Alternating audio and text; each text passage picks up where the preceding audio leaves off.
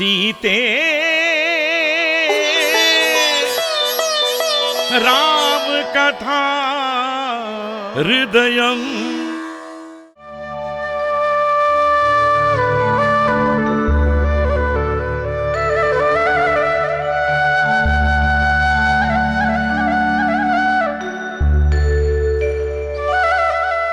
सीता बहन, क्या सोच रही हो? वो शिव धनुष को उठाने वाला महापुरुषोत्तम इस मिथिला नगर में आने वाला है, इसका भरोसा है मुझे। अच्छा है सीता बहन। इन 7 लोकों में एकमेव अद्वितीय पराक्रमशाली अनुपम सुंदरता के साथ वो पुरुषोत्तम तुमसे विवाह करने के लिए मिथिला में आने वाला है। मेरी बहन के गले में मंगल हार डालने वाला कौन होगा, यही मुझे चिंता है। आहा, जो चिंता मुझे नहीं है वो तुम्हें क्यों? चलो खेलने चलते हैं।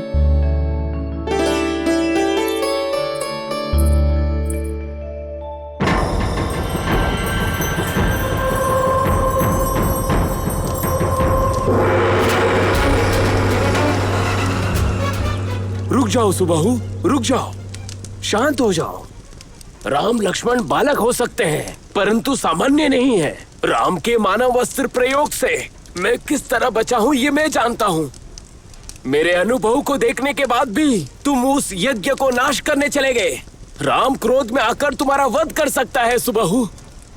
इसी कारण उस यज्ञ कुंड के नाश के लिए तुम वहाँ नहीं जाओगे। नहीं, ये संभव नहीं है। मैं वहाँ अवश्य जाऊंगा। मैंने उस यज्ञ कुंड का नाश नहीं किया तो मेरे प्रभु का वचन लंकाधीश्वर की आज्ञा का उल्लंघन हो जाएगा। मैं अभी जाकर विश्वामित्र के यज्ञ का विनाश करके आता हूँ। नहीं सुबाहु, नहीं, मेरी बात मान लो। तुम प्रभु की आज्ञा का पालन कर तुम अपने प्राण की आहुति मत दो।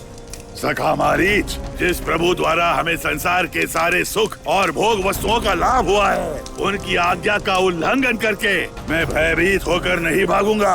मैं हार जाऊंगा या मर जाऊंगा। जय लंकाधीश्वर। सुबाहु,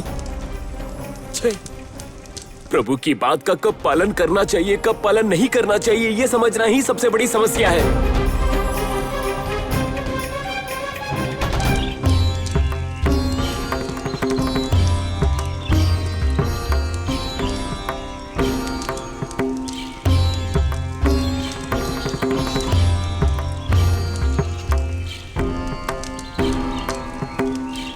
भ्राता, जिस प्रकार आपने मारीच पर मानव अस्त्र का प्रहार किया है, इसके उपरांत मारीच और सुबाहु निसंदेह यज्ञ के आसपास नहीं आएंगे। ऐसा नहीं है लक्ष्मण।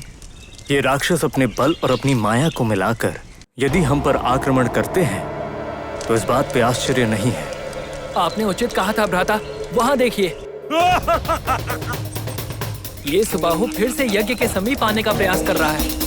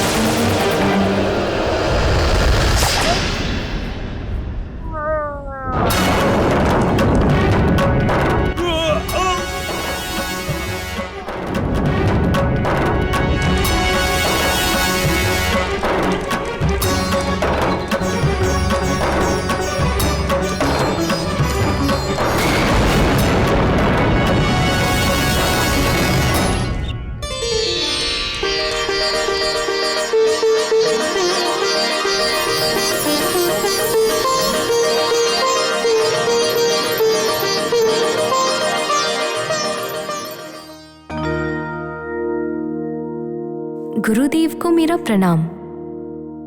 सकल सौभाग्य सिद्धिरस्तु। आसन ग्रहण कीजिए। सीता, सुना है आजकल तुम अपनी बहनों के साथ मिलकर खेलने से अधिक अपनी माता से पुण्य स्त्रियों की पावन कथाओं को तुम सुन रही हो। जी हाँ गुरुदेव, सुना है उन महान स्त्रियों के विचार मेरे आने वाले जीवन काल में मेरे मार्गदर्शन बन जाएंगे। सही कहा सीता। सही कहा। महान सतियों के आदर्श उन्हें सुनकर अनुकरण करने वाली स्त्रियों के जीवन में हर तरह प्रसन्नता और सिद्धि मिलने का कारण बन जाता है। यदि स्त्री का आचरण अच्छा हो कि उन्हें अपने जीवन में क्या नहीं करना चाहिए, अगर उसे यह ज्ञात हो जाए तो सुख और संपत्ति से उसे वंचित नहीं होना पड़ता। गुरुदेव, जैसा आपने कहा, सदैव अच्छे विचार बुरे विचारों को दूर कर देते हैं। इसी कारण आपके पास ऐसा कोई उदाहरण हो तो मुझे बताने की कृपा कीजिए। स्त्रियों को क्या नहीं करना चाहिए, इसका उदाहरण तुम्हें कहीं और से सुनने की आवश्यकता नहीं है। वो मेरे जीवन के अत्यधिक निकट है।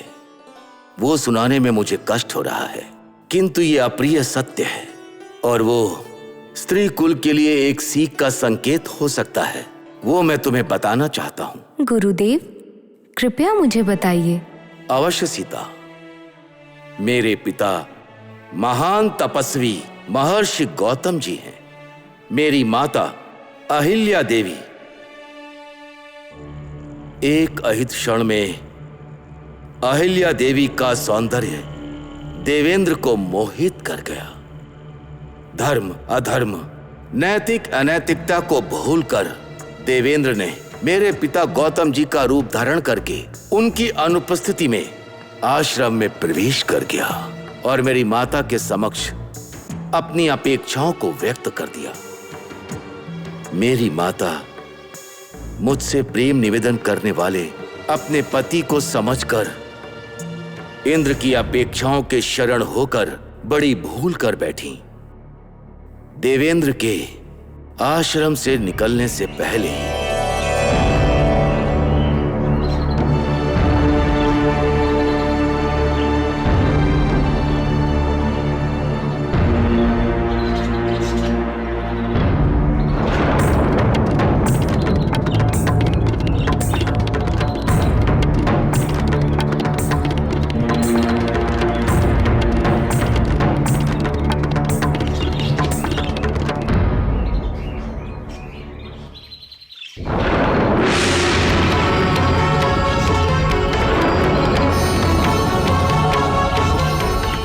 देवताओं के अधिपति होकर पर स्त्री का हरण करने का पाप किया है तुमने इंद्र। तुम्हारे इस नीच कर्म के लिए तुम्हें दंड मिलना ही चाहिए। स्वामी, स्वामी, स्वामी, मुझे क्षमा कीजिए स्वामी, मुझे क्षमा कर दीजिए। वो पापी देवेंद्र आपका रूप धारण करके। बस करो। भले ही उसने मेरा रूप धारण किया हो, परंतु जब उसने असामयिक मांग की तो तुम्हें पता नहीं चला कि वो मैं नहीं हूँ। अहिल्या, तुमने मेरा स्वभाव जानते हुए भी उसकी मांग का समर्थन किया। ऐसा करके तुमने घोर पाप किया। तुम जैसी पतिता को और इस अपवित्र शरीर को देखकर भी मुझे घृणा आती है। तुम बिना शरीर के रहोगी, किसी को दिखाई नहीं दोगी और हजारों सालों तक इसी उपवन में निराहार रहकर पश्चाताप की आग में जलती रहोगी, भस्म का ढेर बनकर रहोगी, सभी जीवों के समक्ष रहकर भी अदृश्य होकर यहाँ रहोगी। स्वामी, स्वामी, मुझे माफ कर दीजिए, मुझ पर दया कीजिए स्वामी, प्रभु दया कीजिए। मेरी अज्ञानता से जो मैंने अपराध किया है उसके लिए क्षमा कीजिए स्वामी। जो श्राप आपने मुझे दिया है वो मेरे पाप का प्रायश्चित हो सकता है, किंतु अपनी सेवा की अनुमति दे। मुझे स्वयं को शुद्ध करने का एक अवसर दीजिए, कृपा कीजिए। तुम्हारे पाप के प्रायश्चित के लिए आने वाले समय में पवन पावन पुरुषोत्तम का इस आश्रम में आगमन होगा और उनके पवित्र चरणों के स्पर्श से तुम्हें मुक्ति मिल जाएगी। ऐसे पुरुषोत्तम के आगमन के लिए तुम प्रार्थना करो। मुझे क्षमा कर दीजिए स्वामी, मुझे क्षमा कर दीजिए, क्षमा कर दीजिए स्वामी। सीता, ये कथा तुम्हें सुनाने का उद्देश्य यही है।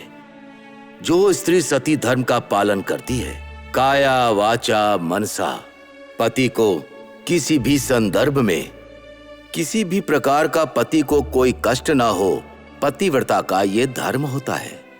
ऐसी स्त्री की तपस्या शक्ति, अंतर शक्ति के प्रभाव को तुमने अपनी माता से पहले ही जान लिया होगा, परंतु कोई स्त्री अपने पति की निष्ठा को भूलकर परिस्थितियों के दबाव में आकर, किसी पुरुष के धोखे में आकर अथवा अपने दुर्बल मन के कारण किसी को क्षति पहुंचाती है, ऐसी स्थिति में उसकी दुर्दशा होती है। इसी कारण इस विषय की तुम्हें जानकारी होनी चाहिए। सीते राम कथा हृदयं